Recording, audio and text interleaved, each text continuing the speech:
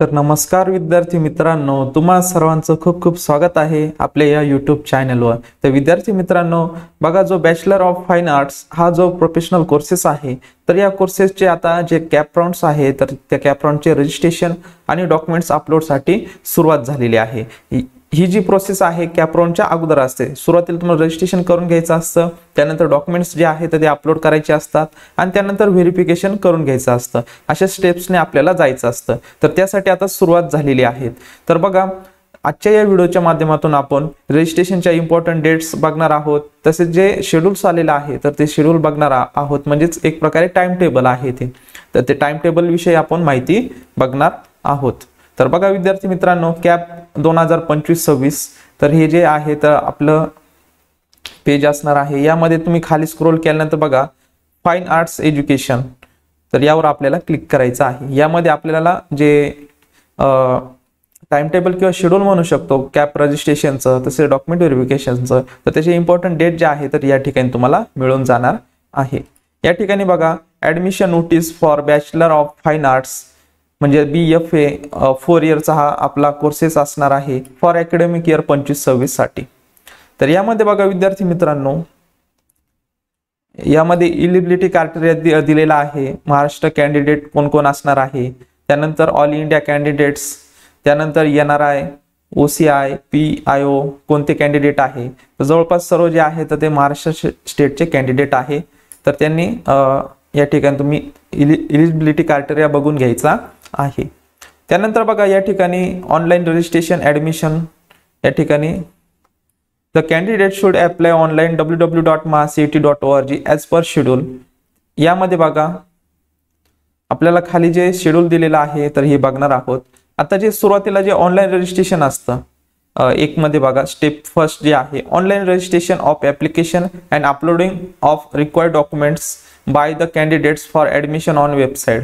या ठिकाणी बघा विद्यार्थी मित्रांनो 7 जुलै 2025 ला सुरुवात झालेली आहे आणि लास्ट डेट जे असणार आहे तर ती 17/7/2025 म्हणजे 17 जुलै 2025 ला रजिस्ट्रेशन आणि डॉक्युमेंट्स अपलोडसाठी लास्ट डेट असणार आहे। तर अजूनपर्यंत ज्या विद्यार्थ्यांनी रजिस्ट्रेशन केलं नसेल तर लवकरात लवकर करून घ्यायचं आहे।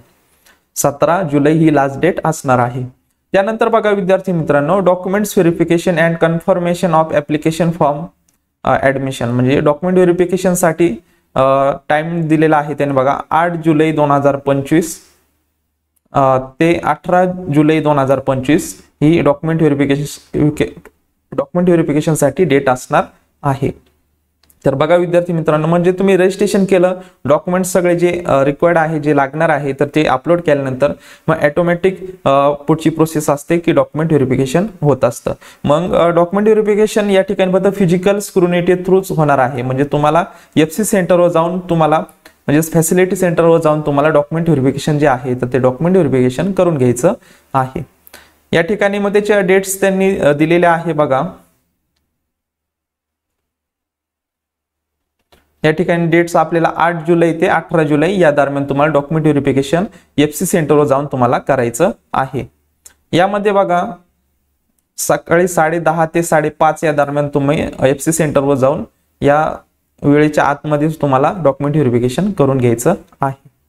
आणि जे ऑल इंडिया कॅन्डिडेट आहे म्हणजे महाराष्ट्राबाहेरचे स्टुडंट्स आहेत तर त्यांनी बघा the common entrance test cell 8 floor new Excelsior building AK Nayak Marg Fort Mumbai या ठिकाणी जाऊन तुम्ही डॉक्युमेंट व्हेरिफिकेशन करू शकता। त्यानंतर बघा मग हे दोन प्रोसेस झाल्यानंतर रजिस्ट्रेशन डॉक्युमेंट्स अपलोड झाल्यानंतर तुमचे फिजिकली स्क्रुनिटी थ्रू डॉक्युमेंट व्हेरिफिकेशन होणार आहे। त्याची लास्ट डेट बघा 18 जुलै असणार आहे। या तारखेच्या आत लवकरात लवकर तुमचे डॉक्युमेंट व्हेरिफिकेशन करून घ्यायचं आहे। त्यानंतर मग पुढची प्रोसेस असणार आहे बघा, तिसरी स्टेप असणार आहे display of the provisional merit list for Maharashtra state all India candidates on website. मग 21 जुलै 2025 या तारखेला बघा 21 जुलैला आपली एक प्रोव्हिजनल मेरिट लिस्ट लागणार आहे। मग त्यामध्ये सर्व कॅन्डिडेटची माहिती असणार आहे। त्यामध्ये आपण काय करायचं आहे, आपलं नाव चेक करायचं आहे, कॅटेगरी चेक करायची आहे, ऍप्लिकेशन नंबर पण चेक करून घ्यायचा आहे। त्यानंतर तुमचे जे काही मार्क्स असतील तर ते मार्क्स पण आपल्याला चेक करून घ्यायचे आहे। त्यामध्ये जर काही चुका असतील तर त्यासाठी आपल्याला एडिट करण्यासाठी टाइम पण दिलेला असतो आणि जर बाकीची माहिती जर व्यवस्थित असेल तर त्यामध्ये काही चेंजेस तुम्हाला करायचा नाही।